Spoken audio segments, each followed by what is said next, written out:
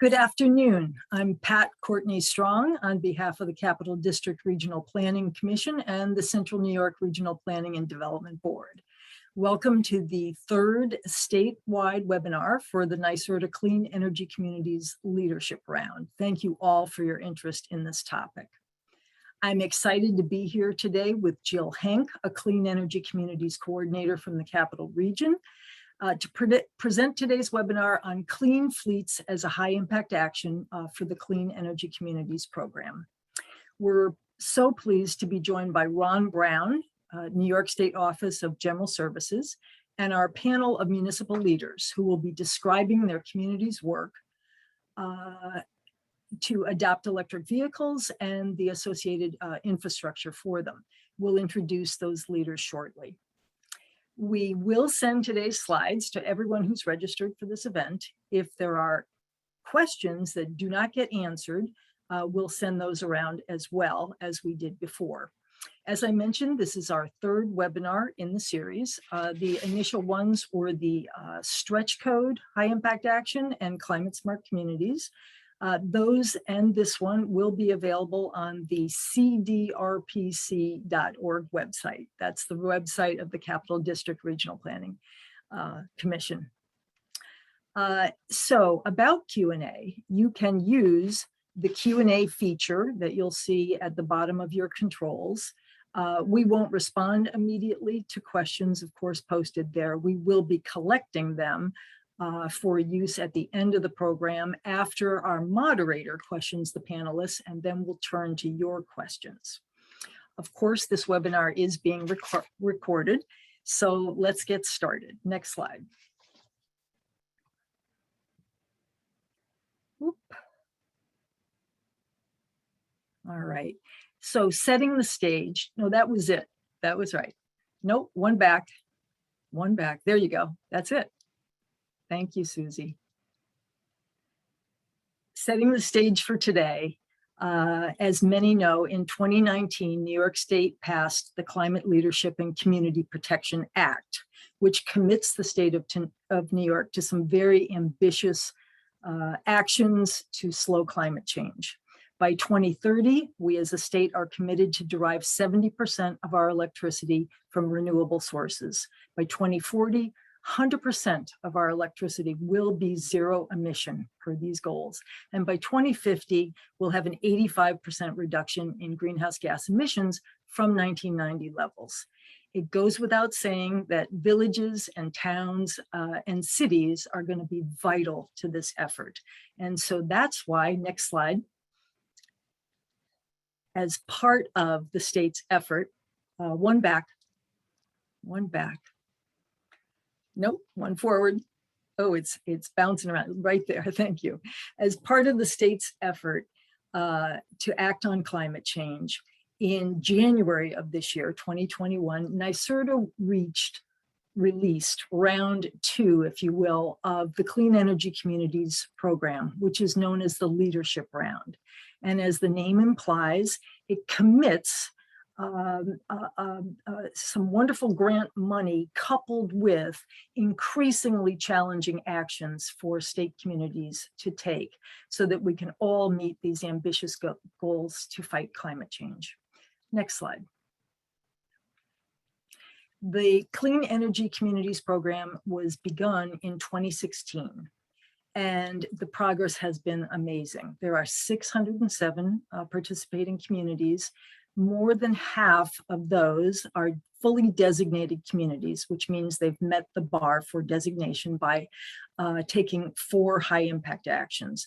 And nearly 2,000 actions have been completed across the state. You can see every part of the state is participating on a terrific level in this program. Next slide. These are the regions, of course, and so Jill, our next speaker, is going to tell you how you can reach out to a clean energy community coordinator in your area. Next slide. There are 3 ways that municipalities can obtain funding, and it is municipalities that pay into the system benefits charge on their electric bills. There are designation grants, which you received after completing 4 high-impact actions. Now the grant is $5,000. There are action grants, which are paired with certain activities that bring in additional funding by completing those. And then there are point-based grants. So you collect points by completing certain high-impact actions to receive even more grant money. So there's a lot to inspire us all here to higher actions. Next slide. There are some 13 high impact actions, and we would be here for much more than an hour and 15 minutes if we were to go through them all. But here's the list. Next slide. There are 13 in all, as I said. Today, we're going to look at the Clean Fleets action, which is worth up to 1,000 points. And it is about deploying light to heavy duty electric vehicles or installing electric vehicle charging stations. Next slide. Why is it important for Clean Fleets to be in the mix? Well, here is a slide that, of course, you're going to get when we forward the whole package to you, but it's very hard to read that tiny type, I know, but broadly speaking, the main point is that buildings and transportation account for just over half of our state's gross greenhouse gas emissions. You know, we've been working on buildings with energy efficiency for years and renewable energy where possible on buildings, but the transportation sector is huge and important, and through Clean Fleets, we are tackling it. Next slide. Okay, I'm going to turn it over to Jill Henk at this point. I did say that Jill was a coordinator in the Capital Region. Hi, Jill. She joined Capital District Regional Planning Commission in 2017 as a sustainability planner, and she works with communities around the region to implement the goals and objectives of the program. Before joining CDRPC, she worked as a planning tech for a county in Colorado. Well, we're glad we got you from Colorado. Welcome, Jill. Thank you, and thank you for that introduction, Pat. If you want to go to the next slide. Thank you, Susie. So today I'm going to talk about some of the state and federal incentives available specifically for municipalities, but we'll also talk about some commercial entity opportunities as well as resident opportunities to purchase electric vehicles and utilize these incentives. So first, I just wanted to dive a little bit into the details of the Clean Fleets High Impact Action. The Clean Energy Communities Leadership Round is trying to incentivize municipalities to convert their fleets to electric vehicles. That paired with beneficial electrification will reduce greenhouse gas emissions and costs, and the cost of an electric vehicle is about 50 to 70% less than an internal combustion engine vehicle. So this high impact action is now divided up into 3 separate parts. So in order to get points for this high impact action, you can either install a charging station, and that is either a level 2 dual port charging station or a DC fast charger charging station. Also, just a clarification, I know we live in a world with a lot of acronyms. EVSE is electric vehicle supply equipment, just for future reference. So EVSE is equivalent for 200 points. The second part of the Clean Fleets High Impact Action is if a municipality adopts a light or medium duty electric vehicle into their fleet, that is worth 300 points. And that can be a plug-in hybrid or a battery electric vehicle. And then finally, you can get 400 points for purchasing a heavy duty electric vehicle. That's class 7 or 8 plug-in hybrid or battery electric vehicle. Communities can do 1 of these, or they can do 3 of these and accumulate all of the points, totaling, I believe, 900 points you could get for this high impact action. And just a side note, municipalities that did this high impact action in the first iteration of the program are eligible for 100 points retroactively. And in order to achieve these additional points, you would have to either install another charging station or purchase another vehicle. And that look back date is January 26, 2021. Can you go to the next slide, please? So my slides have quite a bit of text. However, there's a lot of hyperlinks that lead you to these resources. So I purposely did this so that you can get the PowerPoint and then go back and you have all the information at your fingertips. So we're going to be talking about the Joint Utilities Incentive Program, the DEC's Municipal ZEV Rebate and ZEV Infrastructure Grant, NYSERDA's Charge Ready New York Grant, the New York Truck Voucher Incentive Program, the Clean Energy Communities Leadership Round Grants, the New York State Drive Clean Rebate, and the federal tax credit. Next slide, please. So starting with the joint utilities. These incentives are available across the state via a public service order. So regardless of where you are in the state, your utility will have a comparable program. So the DC Fast Charger Per Plug Incentive Program is a reimbursement to make up for some of those demand charges that you may incur if you do install a DC fast charger. You can receive reimbursement from a charger that was installed from 2019 to 2025. There's the Make Ready program, which is probably the one that most of you are familiar with, and that funds between 50 and 100% of the electric infrastructure costs of installing a charging station.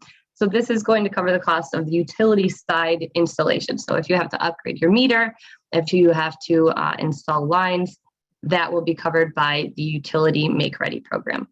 And something that's really handy about this is that if you are a municipality who is going through an installer and you want to apply for the Make Ready program, in addition to another one of these programs we'll talk about in a minute, the installer is actually able to apply for the Make Ready portion of it for you.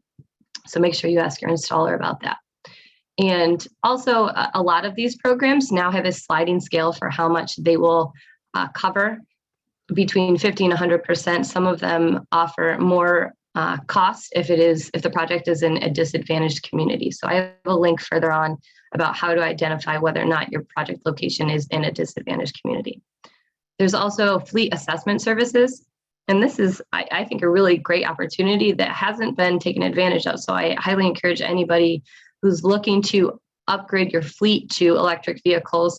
This program will have somebody come in from your utility and take a look at the infrastructure in your highway garage, for example. So you think about the electric vehicles you have to purchase, but sometimes it's overlooked. You have to get a charging station to charge those fleet vehicles.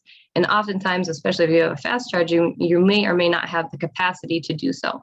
So this fleet assessment service will tell you exactly what you would need to do to upgrade the infrastructure of that facility. Last is the medium and heavy duty EV Make Ready pilot, and this is also a newer program. This is similar to the Make Ready for the level 2 chargers, but it also is for medium and heavy duty charging. And this will provide up to 90% of the utility side infrastructure costs. I should also make a note that there is a cap on the Make Ready grant. It will cover, I believe, up to $6,000 per plug. And then there's a link there to the Joint Utilities point of contact. So all of the slides in the programs will have contact information for the person in charge of this program. So your coordinator, like myself, we have information about this, but if there are nitty-gritty details that you are trying to get about these programs, I highly encourage you to go to the program's point of contact. Next slide, please. Next is the New York State DEC's Municipal ZEV Rebate and ZEV Infrastructure Grant. There's links right there to the RFA, request for applications. The deadline for this is October 29th, 2021, so that's coming up. I will say that this program is usually offered annually. I hope that doesn't stop because I tell people that a lot. So if you do miss it, it will hopefully, most likely, be available next year as well. The vehicle rebate, so there's the ZEV rebate for vehicles, and then there's the ZEV infrastructure grant, two separate applications. The vehicle rebate offers between $2,500 and $7,500 based on the electric range of the vehicle purchased. The infrastructure grant offers up to $250,000 for any facility, and that does require a between a 0 and 20% match based on the median household income for that project location. This program is not stackable with Charge Ready, which is the NYSERDA program that I'll talk about in my next slide.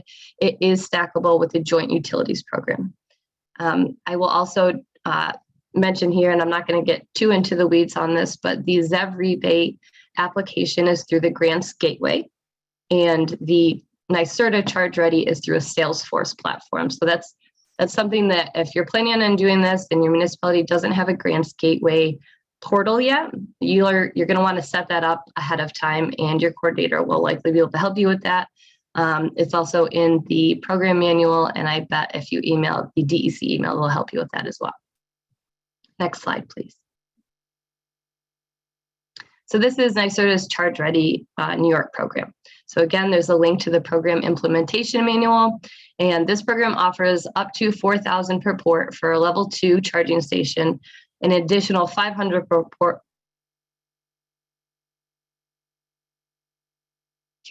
And this program, there are some restrictions based on, and this applies to most of the programs as well. There are some restrictions on, for example, if you install in a private location, you're not going to get as much covered. If you have it at a public location, there's a minimum requirement for how many parking spots are available. I would definitely take a look at that manual and look at the details of the program to make sure that your proposed location is suitable for this program. So this is not stackable with other New York State programs. You can't stack this with the DEC ZEV rebate or the Clean Energy Communities grants. However, you can stack it with the Joint Utilities Make Ready. And I would say right now, this is probably the most popular combination of funding sources that we're seeing is the Make Ready money for the actual equipment, and then the Joint Utility Make Ready for the infrastructure.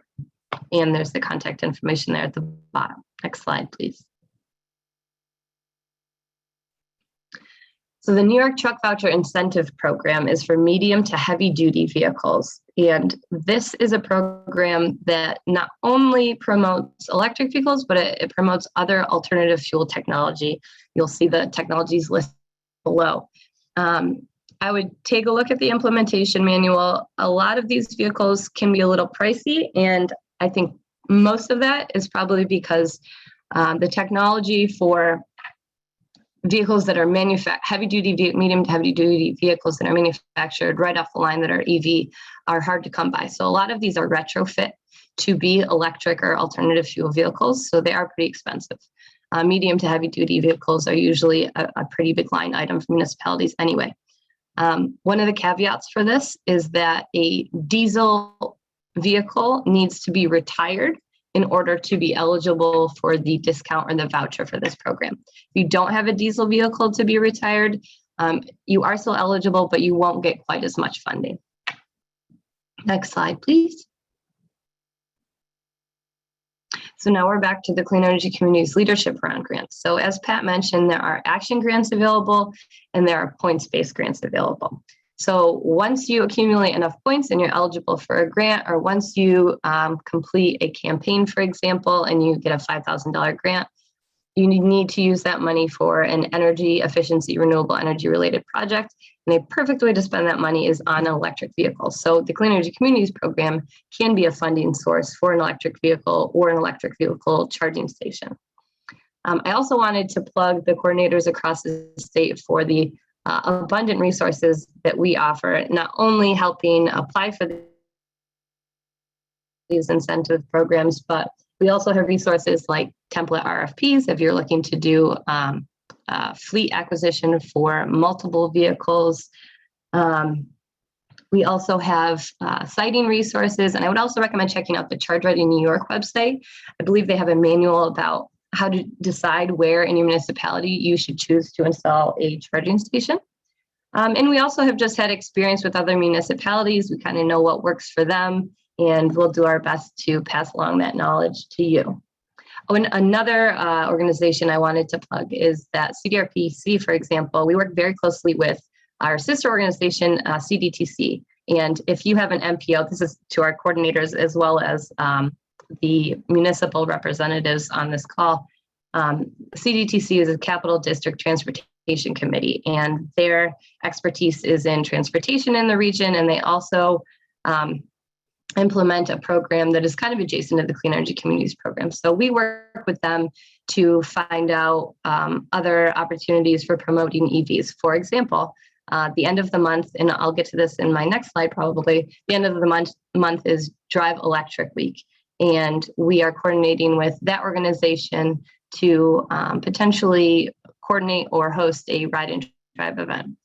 They also typically, ours offers fleet assessment services. So I would reach out to them or ask your coordinator if that's an opportunity in your region. And there's a list or a link right here for the list of statewide coordinators. So if you're not familiar with who your coordinator is across the state, if you click on that link, it will tell you exactly who it is. And one last thing on this slide, there is another new high impact action within the program that is kind of related to the Clean Fleets action, and that is our community campaign. So community campaigns are a campaign run by a group of municipal representatives or volunteers to promote certain technologies. And one of those technologies is electric vehicles. So if you want to promote electric vehicles to your residents or to commercial entities in your municipality, ask your coordinator how you can start a campaign. And basically, if you get a minimum of 10 people to purchase an electric vehicle, you can be eligible for one of those action grants for $5,000, or if you're in a larger community, a larger amount of money. So next slide, please.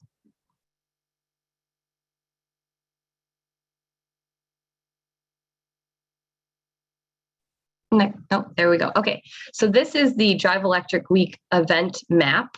If you're interested in going to a Drive Electric Week event, I would click on that link and you can put your location.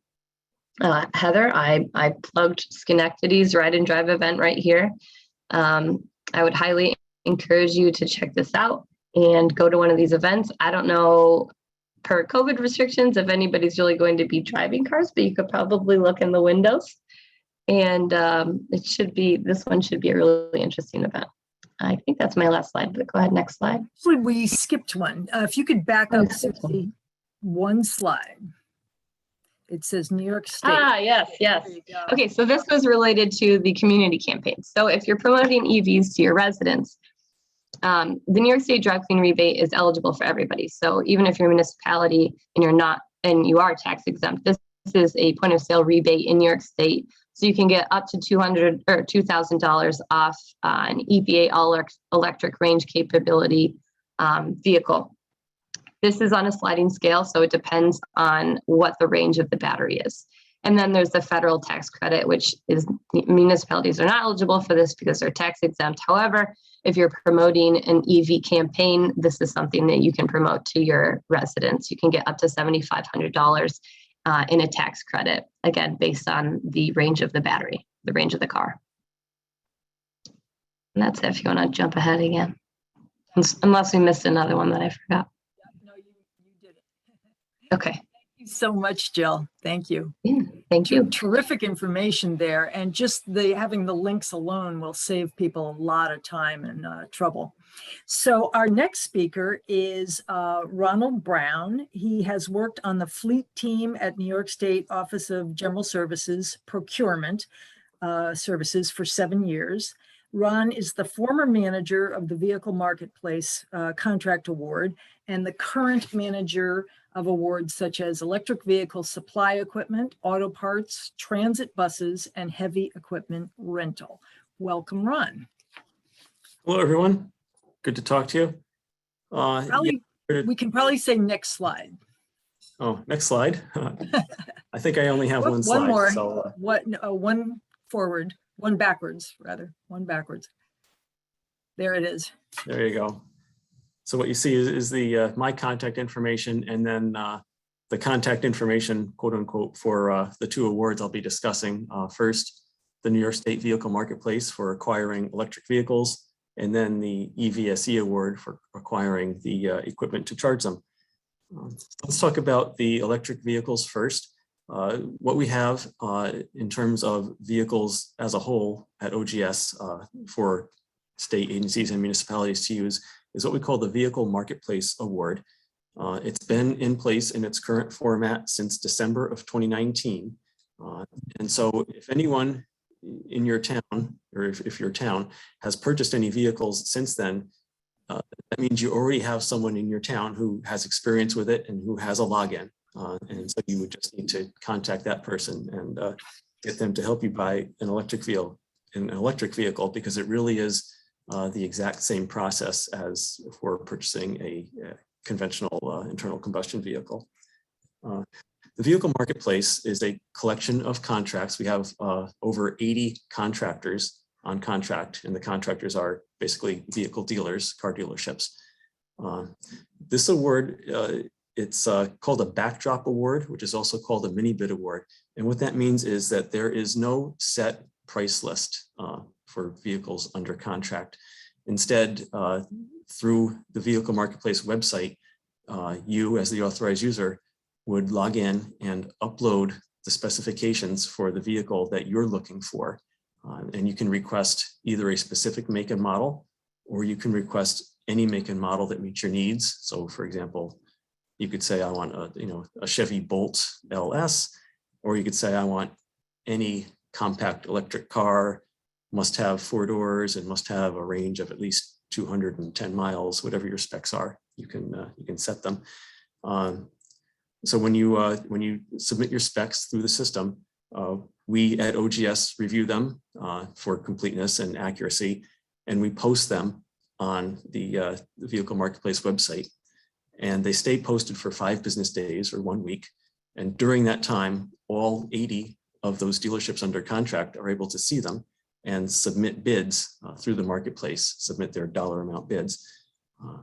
And at the end of the 5 business days, we collate those bids and send an email to you telling you that the bids are ready, and here is how you log in to view the bids. And basically you then log in, review the bids, and generally make your award to the lowest bidder that meets your specifications. It really is just about that simple. It is the same exact process as you've been using for non-electric vehicles. So as I said, most likely your town or city already has someone who's familiar with this process. Another good part about the vehicle marketplace is that the dealerships are all under contract to be able to offer all makes within the models that they're under contract for. So for example, if it's a Chevy dealer, they're able to offer every Chevy product. If they're a Ford dealer, it's every Ford product. And when a new vehicle is released, there is no process required for getting the new vehicle to be available within the marketplace. It's automatically available. So for example, just recently, the Ford Mustang Mach-E electric vehicle was released. As soon as it was released, it was available with no action needed on our part or on the dealership's part. And we've already seen 1 mini bid so far for the Mustang Mach-E, so that was good to see. Next, I'd like to talk about the Electric Vehicle Supply Equipment Award. Again, you can see that link on the bottom of your screen. That award currently has 3 contractors under contract. Each of them does have a price list posted on our website. This is a more traditional contract with posted price lists. The price lists include prices for the charging equipment, which is level 2 and level 3 charging equipment. It also includes pricing for the network services that are offered within the contract. If you aren't familiar with the network services, most of the chargers out there that municipalities are looking for are what we call smart chargers, which include network services. And that includes things like access control, so that the user has to either swipe a card in order to be able to start the charger, or type in a PIN into a keypad. The network services also can include reporting abilities, so that someone in the office can download, say, a monthly report showing what times and how much electricity was used by each vehicle. And the network services can also include billing for charging equipment that is located in a public place, so that when an average citizen charges their car, billing will be made to that person. So those are the types of things that happen through the network services, and that does have a fee by the network services company, which is it's a monthly or quarterly or annual fee. One important thing to note is that the network services do not have to be provided by the same company that manufactured the equipment in most cases. So you're able to take equipment and buy the equipment and then shop either right from the start or after a year or two, whatever, shop for a different network services provider. There is a caveat to what I just said though, which is that ChargePoint, which is, as you know, the leader in EVSEs, they don't allow any third-party network services provider to work with their equipment. So if you go with ChargePoint equipment, you have to use ChargePoint as the network services provider. There are also, of course, what we call dumb charging equipment, which does not need or include network services, which it costs less to buy it, and it also has no monthly fee, but it comes without that kind of reporting and access control, that kind of thing. So that dumb sort of equipment is good, for something that's, in a lot that's controlled by a fence, and that who's going to charge there, and you don't need the reports, you don't need the access control, and you'd rather save the money on those things. Also included within the EVSE contracts is installation, can be included as a contract purchase. When you go to the website that you see on your screen for the EVSE award, when you click on contractor information, you'll be able to see the list of subcontractors that each manufacturer has. And that's basically a list of local electricians that work with that contractor and are able to do the installation and accept payments under the contract, which is very important. So you'll be able to, if you go with ChargePoint as the contractor, you can go with one of their subcontractors, one of their local affiliated electricians, and make your payment to that local electrician. And that electrician can do the installation and accept payment for it. There is no set pricing for installation because that would be more or less impossible. Each installation is a different project. So the pricing for that is to be calculated, not calculated, but agreed upon by the subcontractor and your municipality, and that will be a contract purchase. And if anyone has any questions, I will be glad to take them. Thank you. Thank you, Ron. And there are questions coming in. As I mentioned, we will take them a little bit later in our program. Thanks so much. All right, thanks. Yeah. All right, so next slide. Oh, back up. Nope, after that. I know exactly why that's happening. So let's stay here for a moment. We're going to move to our roundtable hosted by Jill. We did provide the backgrounds of these wonderful individuals, but I'm just going to take a moment and share with you. So we'll hear first from Heather Ipson. She's an innovation and performance specialist for the city of Schenectady. She analyzes department data in that role. She coordinates and develops the city's GIS initiatives and applications, and she's helping to lead sustainability projects. Heather is an active member of the Capital District Community Energy Group, the Schenectady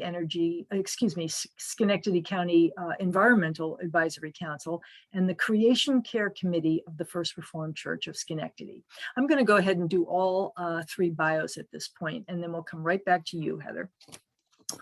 Following Heather will be Clement Chung, Deputy Director of Monroe County Department of Environmental Services. Clem is a professional engineer responsible for the Pure Waters Division, which serves 650,000 customers and whose operations include 2 water resource recovery facilities capable of processing over 700 million gallons of wastewater per day. He also oversees the Monroe County Environmental Laboratory and environmental programs related to stormwater management, industrial waste pretreatment, and household hazardous waste, as well as the county's climate action plan and participation in the New York State Climate Smart Communities and our own Clean Energy Communities programs. looking forward to hearing from Clem. And then Lauren Steinberg is the Senior Environmental Analyst for the town of East Hampton. Lauren is, she began working for the town in 2018. She oversees its renewable energy and energy sustainability projects. Lauren works closely with the town's Energy Sustainability Committee to promote community-wide efforts to eliminate fossil fuels, reduce greenhouse gas emissions, and advance renewable energy in the town of East Hampton. So welcome to you all. And then if we could have the next slide for Heather. Hi, everybody. Thank you, Pat, for the introduction. As she mentioned, I'm the Innovation and Performance Specialist for the City of Schenectady. And part of my role is working on the sustainability projects for the city, along with one of my coworkers, Avi Epstein. And so as far as what we've done relevant to clean fleets, we now have 28 city-owned ports. And on average, we use about 2,700 kilowatt hours. And that's since 2019. We installed our first charging stations in 2017, I believe. It was before I got here, which we used funding from a previous program for that. But we've recently installed 10 new ones right behind City Hall. That's the picture over there that you see of kind of dreary, snowy charging stations there, because we just installed them end of January. And we also have 8 city-owned electric vehicles in our fleet. We're planning on expanding that further, as you'll see below there in the quick facts. We recently became a Clean Energy Communities designated community, and we received that $5,000 grant that Jill mentioned, and we are going to use that to buy some more electric vehicles. And the plan is right now for 4 full electric and then 9 hybrids to replace other vehicles that are just kind of out of commission now. And then we also are Climate Smart Communities Bronze certified. We achieved that in May, I believe. And that helped us achieve another high impact action for the Clean Energy Communities program and get that $5,000 grant. And that's basically all I have for the intro. So any questions, I'm looking forward to answering. That's great, Heather. Thank you. All right, and let's move over to Clem. Thank you. Should we go to the next slide? So I just wanted to give a quick overview as to what we do here in the Department of Environmental Services. So Pat gave an overview of one area which I'm responsible for, Pure Waters Division. We also have our Solid Waste Division, our Engineering and Facilities Management Division, which handles all of the capital projects for the county. And we have a number of different facilities that we're responsible for, including an airport, hospital, community college, a zoo. So there's a lot of work going on from the construction and planning and design side of things. And then we have our Fleet Services Division. So this slide just gives you an overview of some of the sustainability initiatives we've implemented over the last, I would say, 10 to 15 years. You know, some of these relate to climate change mitigation, whether it's, you know, green energy production, a lot of energy consumption reduction in terms of energy efficiency improvements at our buildings and facilities. We have solid waste diversion projects going on, be it recyclables or composting. But I know for this presentation, obviously, we want to focus on fleets. So we currently have about 1,000 or so assets within our fleet inventory. A lot of them aren't really vehicles as we traditionally know them. We probably have about 850 vehicles per se. And since 2011, we've actually been on a charge to convert them over to alternative fuels. So some of you may remember early on, you know, there was a big drive for biodiesel and compressed natural gas and other types of fuels that were still kind of considered green at the time, but wasn't to the extent that we're now looking at with zero emission vehicles. So currently we're relatively early in our conversion of our fleet into that. We currently have 2 passenger vehicles within our fleet. We have a Chevy Bolt and a Chevy Volt, so one plug-in hybrid, one battery electric hybrid. We have 3 charging stations installed around the county that are specifically for the use of those vehicles. But we have recently been awarded one of the ZEV grants for charging infrastructure. So we'll be installing another 20 charging ports across 5 locations in the next year or so, and those will be open to the public. So those will be kind of installed at more public-facing facilities such as our community college and possibly our zoo. We know that there's another deadline coming up for the next round of grants, so we're going to be pursuing that as well. In terms of our vehicles, we do have a policy where we try to purchase American-made vehicles. That's kind of hamstrung us a little bit in terms of the rate that we've been able to convert our fleet. Obviously it was alluded to some of the issues that we've been having, or some of the manufacturers have been having with their batteries recently. But we are very excited about the expansion of acceptance of medium duty vehicles. So we're looking at a F-150 Lightning pickup truck. We have a number of pickup trucks which we would like to convert in the near future. So all in all, we're looking forward to continuing this journey, and we'll talk about some of the other things as we have questions. Thank you. Thank you, Clem. I, for one, have a question about zoo poo, but I can wait. All right, over to Lauren from East Hampton. All right, good afternoon. Thank you for having me on the call today. My name is Lauren Steinberg. I'm Senior Environmental Analyst for the Town of East Hampton's Department of Natural Resources. And just a little quick background on us. The Town of East Hampton is a seasonal coastal community on Long Island's South Fork with a year-round population of approximately 20,000. East Hampton being highly susceptible to the impacts of sea level rise and storm surge, takes a very progressive approach to mitigate its contribution to global warming and climate change. In addition to being a designated clean energy community and a bronze certified climate smart community, East Hampton has adopted a goal to meet the equivalent of 100% annual community-wide energy consumption, such as electricity, heating, and transportation, with renewable sources by 2030. East Hampton is home to the first megawatt scale solar farm on Long Island's South Fork, and the town's energy initiative, Energize East Hampton, helps residents and business owners receive free home energy audits, find energy efficiency utility rebates, and save money on solar through a Solarize campaign. Construction is also underway on the town's first solar plus battery energy storage system on a municipal building. In addition, the town prioritizes the importance of reducing emissions by electrifying the transportation sector, and has always sought to lead by example. The town started making smarter and greener choices in its fleet vehicle purchases beginning in 2006 with the purchase of hybrid vehicles.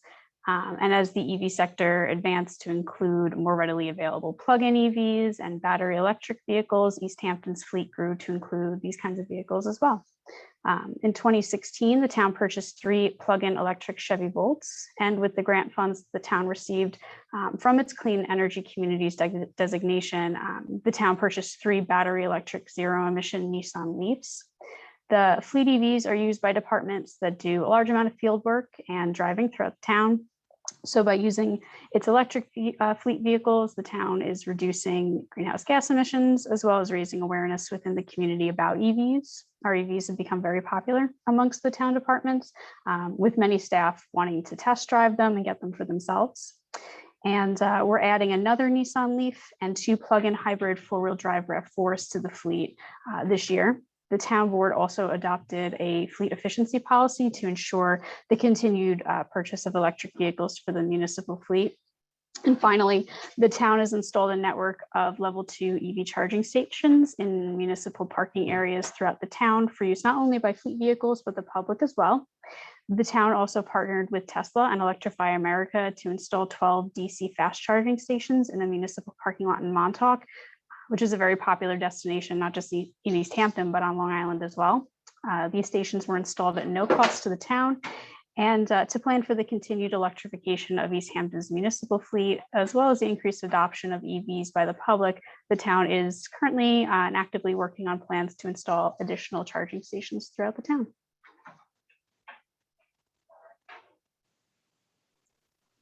I can take it from here. Thank you everyone for your presentations. I too had a question about the zoo poo, but I don't think that's relevant for this presentation. I thank you, Lauren, for going into detail about the exact electric vehicles that were adopted. I'm wondering, maybe starting with Clem, can you speak to which vehicles, make and model that Monroe County decided to go with? And if you have the knowledge, which vehicles were replaced? And then maybe Heather, you can go next. So yeah, so as I mentioned, we have both a battery electric vehicle and a plug-in electric hybrid electric vehicle. Both of those are the Chevy, so the Chevy Volt and the Chevy Bolt. They were purchased in 2016, so they're the 2017 model. I do have some statistics on that. Currently, on the Chevy Bolt, there's 27,000 miles. And I think the Chevy Volt has 17,000 miles.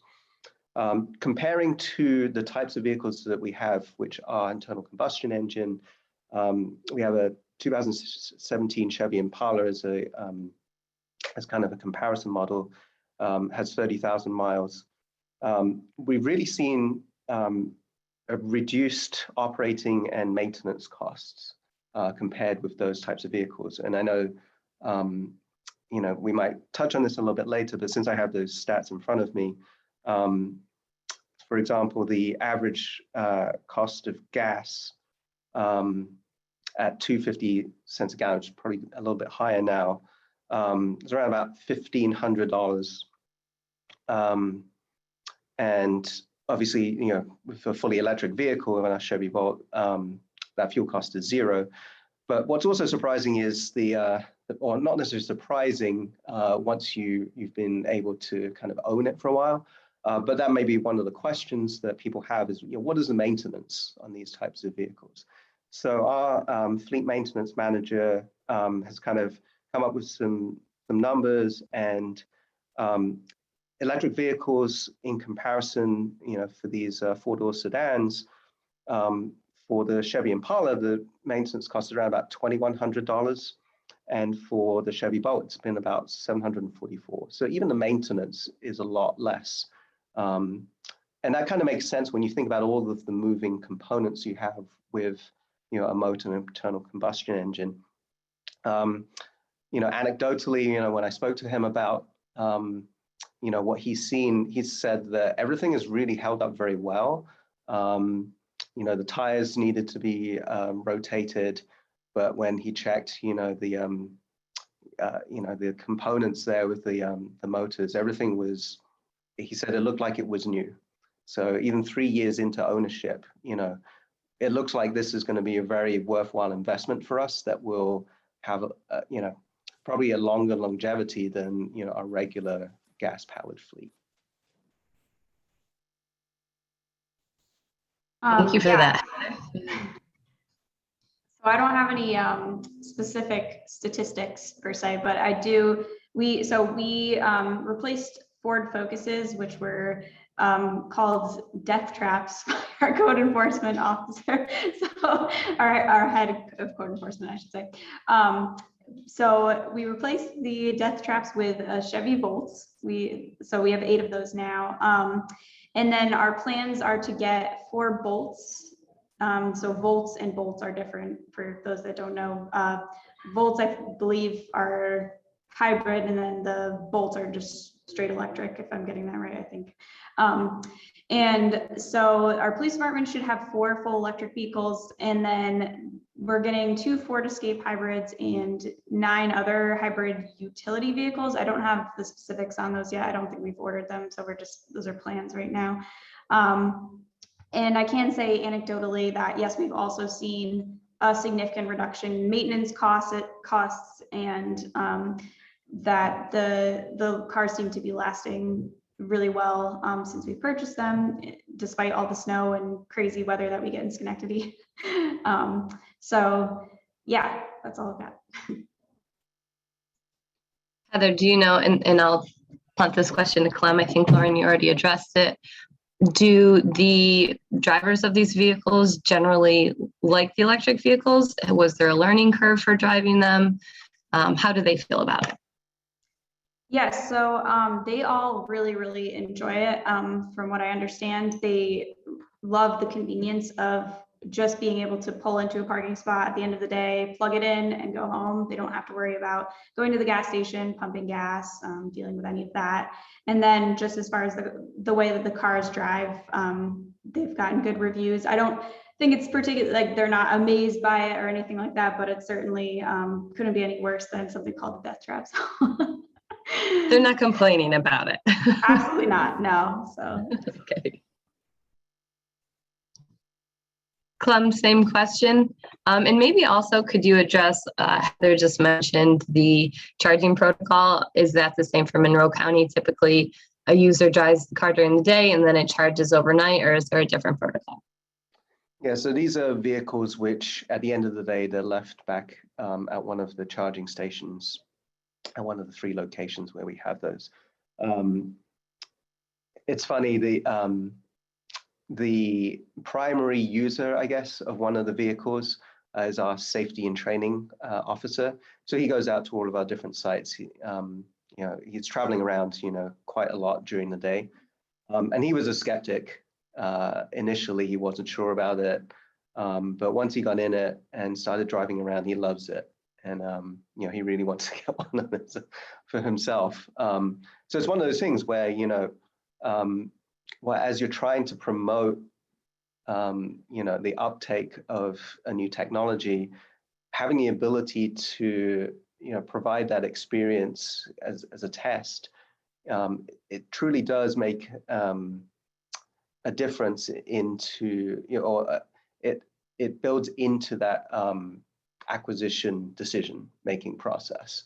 So to the extent that, there are ways, if you're looking, potentially of electrifying your fleet, if you're a municipality or a commercial operation, maybe getting 1 or 2, as a test that you can provide to your employees, not only will that drive potentially, an acceptance within, being a work vehicle, but then people might also think, I'm really interested in having these for myself as well, especially when you layer on, the tangible benefits in terms of the cost savings and the reduced maintenance. Especially if there's free charging at their workplace. Lauren, this question is for you. You mentioned the fast chargers, and I saw the photo. There was the line of Tesla chargers, and then it looked like a line of just regular DC fast chargers that were not Tesla. And you said that the cost of that was completely covered. And I knew that Tesla installed charging stations for free for users, but I wasn't aware of a program for DC fast chargers that were not Tesla that did that. So if you could talk more about how the town acquired those, but also could you please address the ongoing cost for electricity for who's paying for the electricity for those charging stations? Does that fall on the town, or is that something that's continued to be paid for by that original funding source? Sure. So the town was actually approached by Tesla in early 2018, eyeing Montauk as a very popular destination and a place that they have, I guess, heard feedback from their drivers that there was a lack of charging infrastructure at. So initially, the project was to install 8 of the Tesla superchargers, but because of the proprietary nature of the Tesla stations, we wanted to see if we could find an additional opportunity to accommodate other drivers and other vehicle manufacturers that make EVs or that were planning to make EVs. So Electrify America came on board. They are an organization that through the Volkswagen settlement was required to install a certain number of universal fast chargers in different locations throughout the country. So they partnered with Tesla, and Tesla came back to the town with that revised proposal to do 8 of the superchargers and 4 of the DC fast chargers. And these stations have both the CCS and CHAdeMO connectors, so they can do American brands of vehicles as well as some of the Japanese brands. So that really sweetened the deal for the town, and it eventually was what pushed the town forward in the project. In addition to the proposal including that Tesla and Electrify America would install these stations for no charge to the town, as well as the cost of electricity required for the stations. So the town doesn't pay for electricity. The town didn't have to foot the bill for the service upgrades required for these stations because they do have a much more significant power draw than the level 2s. So the whole kit and caboodle was all at no charge for to the town for these stations, the installation, the equipment, the electricity, everything. So we really lucked out with that opportunity and be able to provide that as a service to the community. And every time we're out there, there's somebody using the stations, and we've gotten a lot of feedback from the community that they are thrilled that we have that service in Montauk. So that was really, really fortunate for us. So question on, then we'll go, and Heather has addressed this. It is my impression, my understanding that Tesla, depending on which Tesla model you have, you don't have to pay for charging. So is there a fee on the user side to pay for the charging? Are they covering some of the costs that way? They have been running their own arrangement with their drivers. So if I'm remembering correctly, I believe Tesla vehicles prior to 2017 or 2018 were grandfathered into not having any charge to charge at the Tesla stations. But all the vehicles purchased afterwards, there is a charge for them. They told us that was because some of the Uber drivers in the city were taking advantage of free charging at their stations, but they handle their fee service with their drivers, and Electrify America does the same thing. There is a fee to charge at the Electrify America stations. The town doesn't receive that revenue. That's all handled by the third party, Electrify America. Great, thank you. One of the points I like to bring up to the municipalities that I work with is that there are funding sources to cover the equipment and the installation, as I mentioned previously in my presentation. And depending on, for example, the ZEV infrastructure rebate, you can cover up to a couple years of electricity costs. However, a lot of municipalities ask me about how to, what should I charge? What should a municipality charge to cover the cost of not only electricity, but there's also ongoing costs associated with the software for the charging stations as well as the warranty.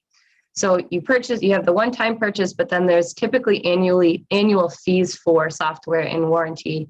And I guess starting with Heather, if you could speak to whether or not the city charges for charging and how you came to that amount. And then Clem, if you want to follow. Thank you. Sure. So the city does not charge for charging stations at all. We do, if people want to park in our downtown area, for example, there is paid parking there. So you do have to pay for your actual parking spot. You don't have to pay for the electricity. So the way I calculate it, at least based on what it looks like from our ChargePoint dashboard and then our new charging stations, the city doesn't spend all that much money per month on electricity to power those charging stations. And we do get a fair amount of usage. So just the amount of, I don't know what you want to call it, but the amount of effort it would take to start up a new charging, how much we would charge for people to charge their cars. I feel like implementing a fee would be more difficult than just keeping it free for people. And I think that everybody enjoys that. And it's more trouble than it's worth is what I'm trying to say. And it's not a huge burden on the city as far as the electricity costs go. Is for the software though, I'm sure that is a fairly significant chunk of money, but I still, again, I don't think it's worth, needing to charge the residents for, or visitors for using the charging stations. So right now, I don't think we have any plans for implementing a fee, but it is a discussion that's been had, and it's under consideration, but I think it would take probably installing a good number more charging stations before we really do that. So Yeah, I think this is it raises some really interesting philosophical questions for us, because right now, our charging stations are really limited to our own fleet, and we also have fueling stations for that fleet. So when you compare the cost of software and the cost of electricity, you really have to compare it to what you're replacing. So we've always had that, that cost on us. So it's really kind of switching out which is more efficient. As we start to make more charging stations available for the general public, that's something that we haven't done before, because we don't run gas stations for the general public. So that is a new paradigm that we're going to have to figure out. I would kind of imagine that, as Heather mentioned, when you have a small number of charging stations, it's not a huge draw on, it's not a huge line item on your utility bill, but as they become more prevalent, that is something that you'll have to consider. And maybe, we're in a position where we don't have that yet. Sometimes it's easier to get people adjusted to that if you charge a small amount first and then incrementally increase that, rather than going from free to something.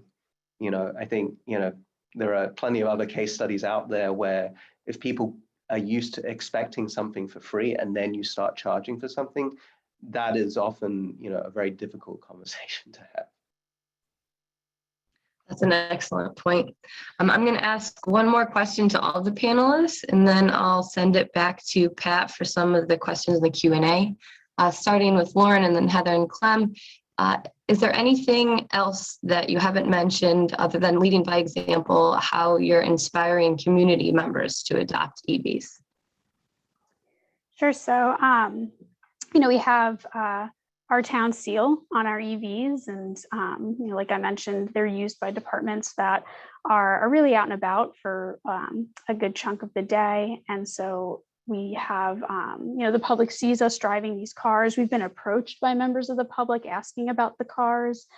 And through the town's Energize East Hampton initiative, we do a lot of promotion of the benefits of electric vehicles and some of the incentives that you, Jill, mentioned that are available to the public when purchasing electric vehicles. And in 2019, the town actually held an eco fair where we invited one of the local Chevy dealerships to bring a Bolt that people could test drive. We hope to be able to do that sometime again soon. But I think through exposure and our I would say constant promotion about the benefits of EVs and how people can save money on them and not be reliant on the high gas prices out here on the East End, we're starting to turn the tides on the vehicle choices that people are making. Thanks, Heather. Same question. How are you inspiring the community? Yeah, so similarly, we also have our city seal on our vehicles, so people will see them driving around. So all our code enforcement officers, or if I didn't make that clear already, are the ones that are primarily driving them. So they're always out and about in the city. And then we did, so our previous grant that we used to get the vehicles themselves was Cleaner, Greener Communities, which doesn't exist anymore. But we did a sort of branding event where we branded Schenectady as a electric vehicle destination. And so we're going to do sort of a similar event. That was in 2017, I want to say. And so we're going to do a sort of similar event that Jill has already pointed out is happening on the 26th of this month. So if you haven't already signed up for it, definitely do. I have a link, but I don't know if there's no like chat here, so I might be able to put it somewhere. I'll just give it to Jill or Pat and they can send it out. But basically just by hosting these community events and promoting electric vehicles through them, I think it's been the best way that we've been able to get people more interested in driving electric vehicles, and also just doing things like this, talking about it and about our positive experience with driving electric vehicles. It's really important. Awesome. Thanks, Clem. Go ahead. Yep. So, I've mentioned some of the ways that the county government has been, trying to lead in terms of our sustainability initiatives over the year. We also have a very progressive community, and actually we're participating in a campaign to get business owners, commercial entities, nonprofits, and essentially anyone who owns buildings and fleets to start looking at electrification. That was actually driven by a local organization here that's now called the Climate Solutions Accelerator. They partnered with a local nonprofit ad agency over the last couple of years and started to implement this. We got invited to participate last year, and we are now kind of in the throes of developing our launch for our media campaign, which actually will start in a couple of weeks as our launch event. One of the it's kind of a bittersweet because we've been in this situation before where, now that we know more about the CEC program and the CSE program, the points and the fundings available for community campaigns, it would be nice to kind of have that on board or to have been aware of that, as we went through that, so that we could tailor it to match the requirements of those programs. So we're talking with the AMP campaign right now for the second phase.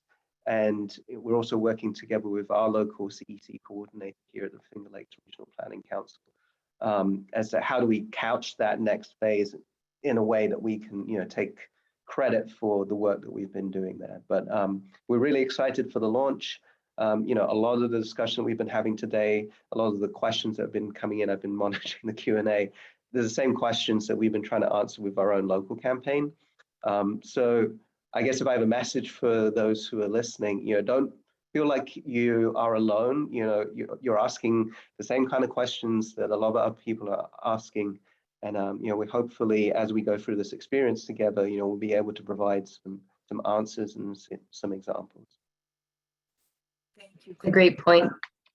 Thanks. Thank you all for joining us today, and I'll send it back to Pat. Great. Thanks, Jill. So we do have some great questions here. We have a couple of statements and then a couple of questions. As I said, if we don't get to them all, we'll find a way of having the panel answer them and then getting them to you.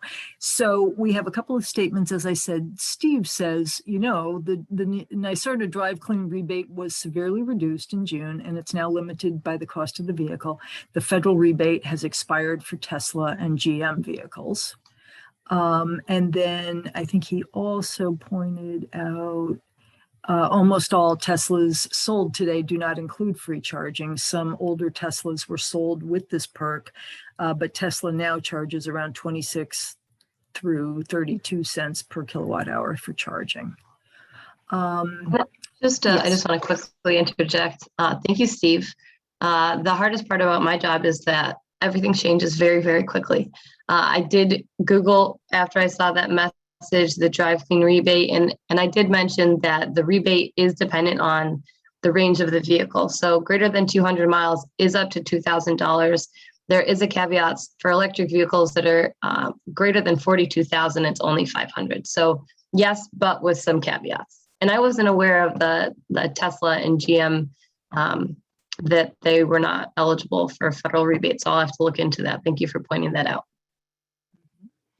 And Jill, while you're there, Ria asks, is the joint utilities fleet analysis available, do you know, for non-SBC charge locations? Well, that's a really good question that I don't really know the answer to. But that's why we can follow up. We can absolutely follow up. Yeah. I know PSEG has their own rules for things. The fleet analysis for the other joint utilities can be applied to school districts. And again, this is something like, for example, in the Capital Region, if you're looking to do a fleet analysis for a school, that's something CDTC I would ask them about, but I'm not sure. Let me get back to you. And of course, Nate is wondering if anyone has knowledge of police vehicles, especially the Ford Interceptor, available as an electric vehicle. Maybe Ron knows the answer to that question. Yeah. So no, at least not at this time. There are no vehicles available at this time that are pursuit rated with that, either Ford Police Interceptor Utility or other types of police vehicles with the PPV, Police Pursuit Vehicle addition to their name. There are none yet that have gone for that market, but I'd like to see it in the future. I'm sure they're working on it. Jacob is asking if there's past mini bid proposals out there so that he and others could get an idea of the prices without putting out a bid. Yes.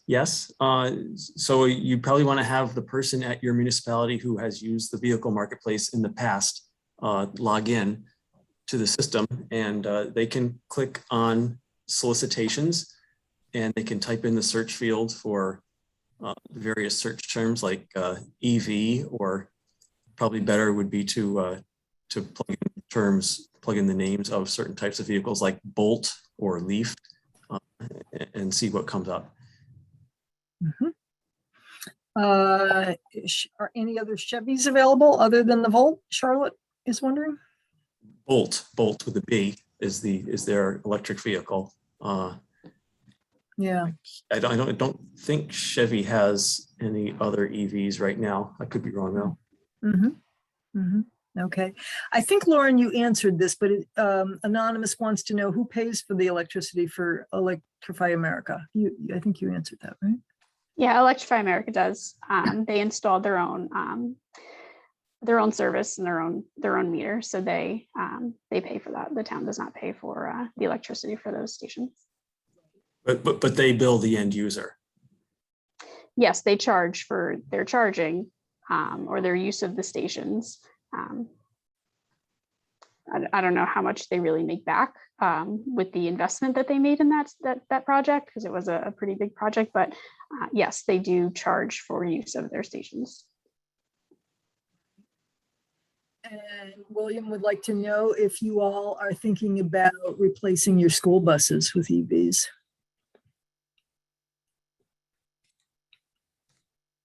I can say for Schenectady, it's definitely been a discussion. It's not, there's no plans in place yet, but it's come up several times at different meetings. And it's something we're definitely interested in pursuing, but have not found all the resources that would be required to kind of complete that sort of project yet, but it's in the works.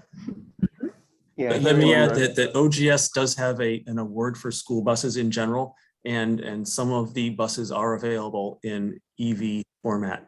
So anyone who's looking to buy an electric school bus or electric transit bus can go to the OGS webpage for school buses or the page for transit buses and see what we have available. Yeah, we haven't had any conversations yet with our school districts about their plans for conversion, but we, as part of the AMP campaign, our local transit authority is participating in that, and they've converted 10 of their buses to fully electric right now. And obviously they're looking for more as well. Okay. Has anybody got a green fleet policy written that specifies that new vehicles must be EV? Yeah, at the end of 2020, our town board passed a policy like that. So the policy states that when a town department needs to purchase a new fleet vehicle, that they must purchase a battery electric vehicle. And then there's some step down compliance options. So for example, if a vehicle that a department needs doesn't come as a battery electric vehicle option, then they have to get a plug-in EV. And if there's no vehicle that exists on the market that's a plug-in, then they do a mild or conventional hybrid. And we added those conditions in there just because of the amount of beach driving that we do here in East Hampton and the need for four-wheel drive vehicles. So we are getting our first four-wheel drive Toyota RAV4 plug-in hybrids soon, hopefully. So we'll be able to test them out and see how they perform driving on the beaches. Lauren, is that something you could share, that policy? Yeah, definitely. It's on the Town of East Hampton's website, Yes. but I can Okay. certainly send you a copy of it. Yeah. Yeah, sure. That'd be great. Megan asked a question that I think is on the minds of many municipalities. She says, we've had hesitancy because we don't have, staff that has training on maintaining EVs. Is there any suggestion about where to get that kind of training? So we here in Monroe County, we've had the same question, and we've actually partnered with GM to provide training specific to the vehicles that we have. But that's an excellent point, and it's something that as you're considering conversion of your fleet, obviously the whole life cycle, ownership has to be considered. Okay. Question from Nancy Bernstein, a clean energy community coordinator for the North Country. Nancy says, Ron, you mentioned that EV charging station owners could shop around for a network service provider different than the station's manufacturer, as long as it's not ChargePoint. How would a municipality do that? And is there a list available of network service providers? Okay. So if you go to the OGS website for our EVSE award, you'll see 3 contractors. All 3 of them offer network services. One of them, of course, is ChargePoint, which has their own enclosed system.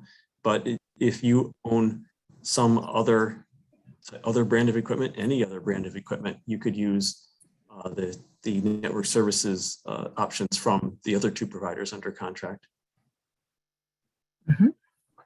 Okay. And let's see. Charlotte just wants to share that, in upstate New York, it's pretty hard to find locations for purchasing EVs. Anybody want to comment on that? Maybe I'll take that. Well, I would say, any Chevy dealer can sell the Bolt, and any Nissan dealer can sell the Leaf, and any, Hyundai and Kia dealer can sell their electric vehicles. So I would say that it's probably not so hard to buy them. They might not have them on the lot. I think it's kind of a thing that they're not encouraging them at the dealerships, but if you ask, they'll sell them to you.